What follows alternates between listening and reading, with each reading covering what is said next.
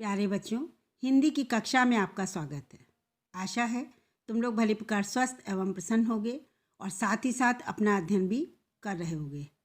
बच्चों, हिंदी में आज हम व्याकरण में अलंकार का अध्ययन करेंगे। अलंकार का अर्थ होता है आभूषण या गहना। अर्थात जिस प्रकार से स्त्रियां सुंदरता को बढ़ाने के लिए आभूषण यानी गहनों का प्रयोग करती हैं, और उसी प्रकार से कविता में भी कवि लोग सुंदरता बढ़ाने के लिए अलंकार का प्रयोग करते हैं। इसीलिए कहा भी गया है कि अलंकरोति इति अलंकारा, अर्थात जिन गुण के द्वारा या जिन गुणधर्मों के द्वारा काव्य की शोभा बढ़ाई जाती है उसे अलंकार कहते हैं। अब हम जानेंगे अलंकार के भेद।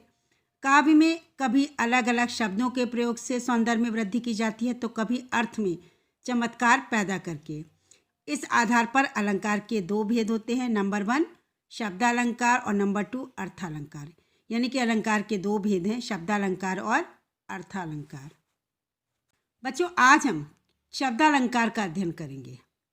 जब काव्य में शब्दों के माध्यम से काव्य सौंदर्य में वृद्धि की जाती है तब उसे शब्दालंकार कहते हैं। इस अलंकार में एक बात रखने वाली ये है कि शब्दालंकार में शब्द के विशेष के कारण सौंदर्य उत्पन्न होता है। उस शब्द विशेष का पर्यायवाची रखने से काव्य का सौंदर्य भी कभी कभी समाप्त होता है। जैसे कनक कनकते सौगुनी मादकता अधिकाय। यहाँ पर कनक के स्थान पर उसका पर्यायवाची गेहूं या धतूरा रख देने पर काव्य का सौंदर्य खत्म हो जाता है।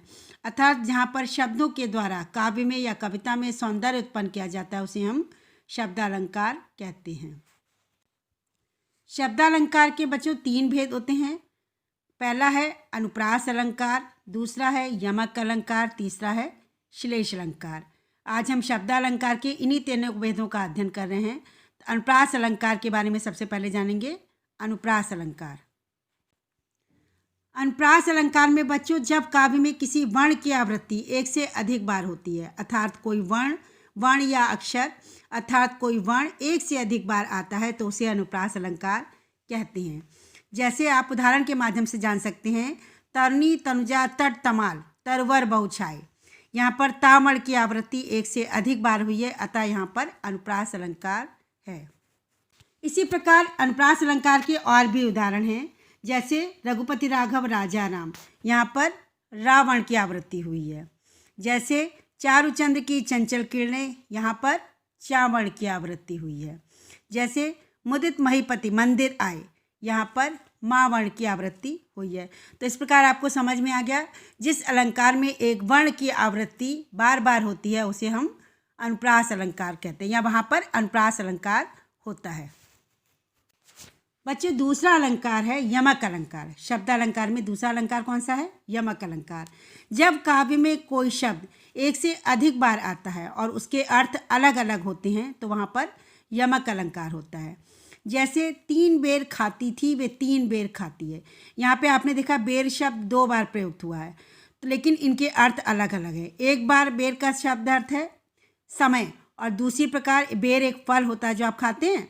तो बेर शब्द का जब 2 बार प्रयोग किया गया, एक बार उसका अर्थ समय बताया गया और एक बार उसका अर्थ फल बताया गया। इस प्रकार यहाँ पर यमक अलंकार है। उसी तरह से यमक अलंकार के और भी उदाहरण हैं। कनक कनकते सौगुनी मादकता अधिकाय या खाए बौराए नर वा पाए बौराए। यहाँ पे कनक शब्द के 2 अर्थ हैं, एक अर्थ है सोना और दूसरा अर्थ है धतूरा। इस प्रकार यहाँ पे कौन सा अलंकार हुआ? यमक अलंकार हुआ। उसी तरह से बच्चों यमक अलंकार का एक और उदाहरण है काली घटा का घमंड घटा। यहाँ पर एक घटा का अर्थ बच्चों बदली है, बादल का समूह है, और दूसरा अर्थ क्या है? कम होना यानी घट जाना। तो इस प्रकार आपने देखा कि जब एक शब्द 2 बार प्रयुक्त होता है, 2 या 2 से अधिक बार प्रयुक्त होता है, उसके बाद हर बार उसके अर्थ अलग होते हैं, तो वहाँ पर यमक अलंकार होता है। बच्चे, शब्दालंकार का तीसरा भेद है श्लेष अलंकार। श्लेष का अर्थ होता है चिपका हुआ, अर्थात शब्द एक ही बार प्रयोग होता है लेकिन उसमें एक से अधिक अर्थ चिपके होते हैं। जब काव्य में कोई शब्द एक बार आता है और उसके एक से अधिक अर्थ प्रकट होते हैं तो वहाँ पर श्लेष अलंकार होता है।